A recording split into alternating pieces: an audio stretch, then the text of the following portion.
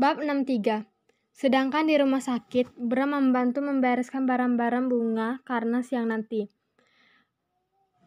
Bunga merasa lega karena ia sudah dibolehkan pulang dari rumah sakit. Bunga merasa sangat membosankan sekali berada di rumah sakit. Dulu Bunga sangat menyukai rumah sakit karena itu tempat di mana ia bekerja. Ya, Bunga adalah dokter, tapi ia mengundurkan diri. Tidak ada yang salah dengan pengunduran dirinya. Hanya saja ia merasa sudah saatnya berhenti. Rumah sakit baginya adalah tempat menyembuhkan pasien, bukan menjadi pasien.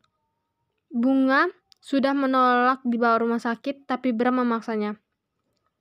Di situ Bunga merasa terharu. Suaminya itu susah sekali perhatian, tapi di hari ia sakit, Bram yang membawanya ke rumah sakit. Bram masih belum melupakan cinta pertamanya. Bunga mengerti itu. Bunga juga tidak ingin menikah dengan Bram. Bukan karena Bunga tidak mencintai Bram, tapi karena ia tidak mau mengkhianati sahabatnya Maria.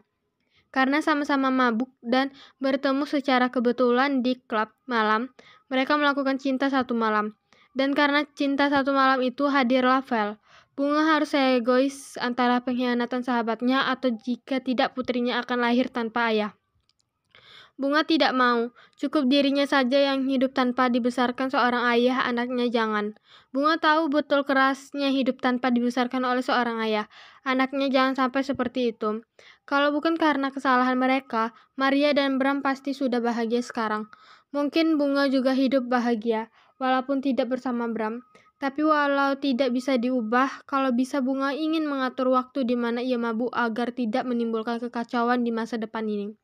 Sedangkan di rumahnya Maria telah menyiapkan hadiah untuk ulang tahun Alvaro besok. Maria sengaja menyiapkan sehari sebelum hari ulang tahun Alvaro karena memang selalu begitu.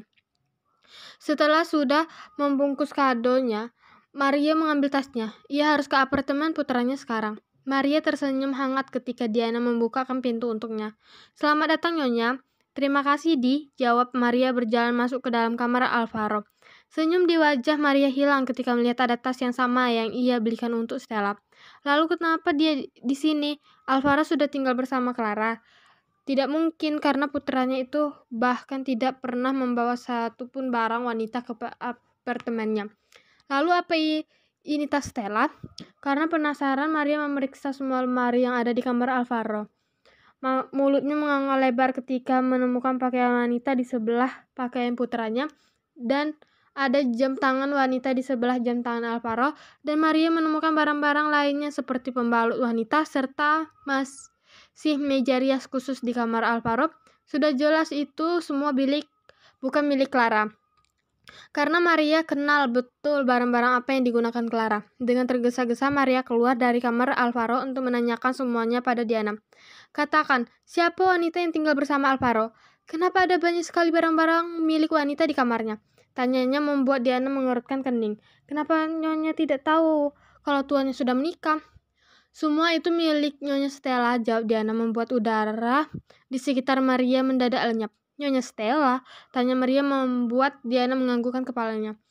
"Tuan dan Nyonya Stella sudah menikah dan mereka tinggal bersama, jadi semua barang yang Nyonya maksud adalah barang Nyonya Stella." Badan Maria menjadi lemas. Kenapa putranya tidak memberitahunya kalau putranya sudah menikah? Di sini Maria merasa terhianati oleh putranya sendiri. Berarti kecurigaannya selama ini tentang Stella benar. Tapi kenapa? Kenapa Alvaro tidak menikah dengan Clara? Mereka bahkan sudah tunangan. Bukan karena Maria tidak menyukai Stella. Hanya saja kenapa mereka tidak memberitahunya ketika Alvaro dan Stella datang berkunjung. Lalu kenapa Stella mengenalkan diri sebagai teman Alvaro? Ada apa ini semua? Diana datang memberikan minum untuk Maria, tapi Maria menggelengkan kepalanya. Oke, jangan lupa like, komen, dan share ke teman-teman kalian karena satu dukungan dari setiap kalian sangat berharga untuk author.